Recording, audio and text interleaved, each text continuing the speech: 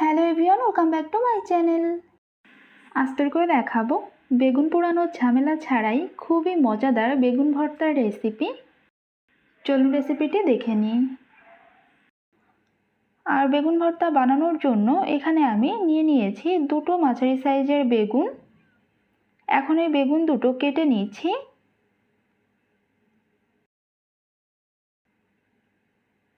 বেগুনগুলো এরকম দুই টুকরো করে কেটে নিচ্ছি। বেগুনগুলো কিন্তু কাটার আগেই ধুয়ে নিয়েছি।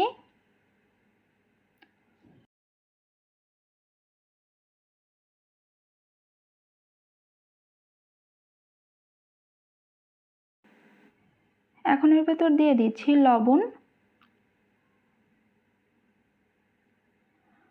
1/4 চা চামচ হলুদের গুঁড়া।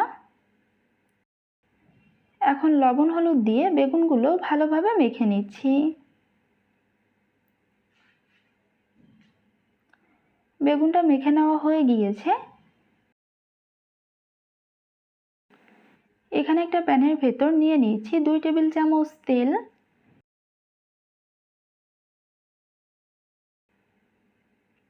তেলটা ভালোভাবে গরম হয়ে গেলে এখন এই তেলের ভেতর লবণ হলুদ মাখিয়ে রাখা বেগুনগুলো দিয়ে দিচ্ছি।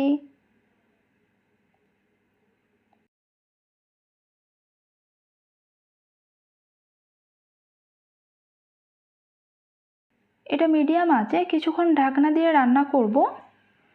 কিছুক্ষণ পর ঢাকনাটা সরিয়ে নিচ্ছি। একটা পাশ ভাজা হয়ে গিয়েছে, এখন বেগুনগুলো উল্টিয়ে দিচ্ছি।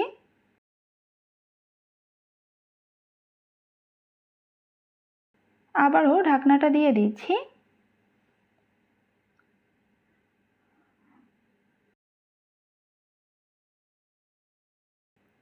আরও কিছুক্ষণ পর এই পর্যায়ে বেগুনগুলো ভালোভাবে সিদ্ধ হয়ে গিয়েছে। আর বেগুনটা এরকম হালকা পোড়া পোড়া করে ভেজে নিতে হবে।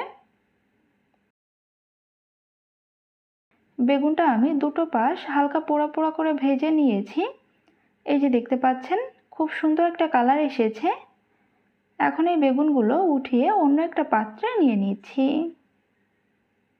এবার এই তেলের ভিতর কিছু শুকনো মরিচ দিয়ে দিচ্ছি। শুকনো মরিচগুলো ভালোভাবে ভেজে নেব। মরিচগুলো ভেজে নেওয়া হয়ে গিয়েছে, এখন এটা উঠিয়ে নিচ্ছি।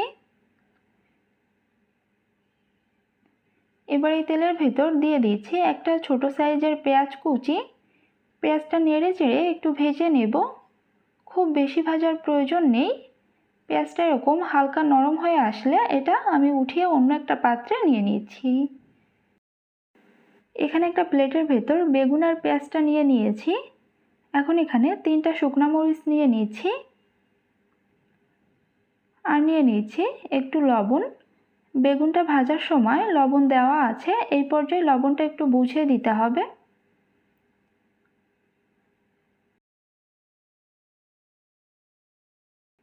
বেগুনের খোসাটা উঠিয়ে ফেলে দিচ্ছি।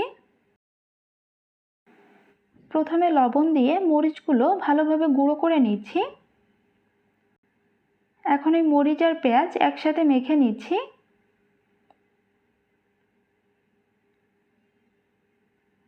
পেঁয়াজ আর মরিচটা বেগুনের সাথে ভালোভাবে মেখে নিলেই আমাদের ভর্তাটা তৈরি হয়ে যাবে। এখানে চাইলে আপনারা অল্প করে একটু সরষের তেল দিয়ে দিতে পারেন। আমি আর সরষের তেলটা দিচ্ছি না। এই যে আমাদের ভর্তাটা তৈরি হয়ে গিয়েছে। ভীষণই মজাদার এই বেগুন ভর্তার রেসিপিটি ভালো লাগলে ভিডিওতে একটি লাইক দিবেন আর চ্যানেলটি সাবস্ক্রাইব করে পাশেই থাকবেন।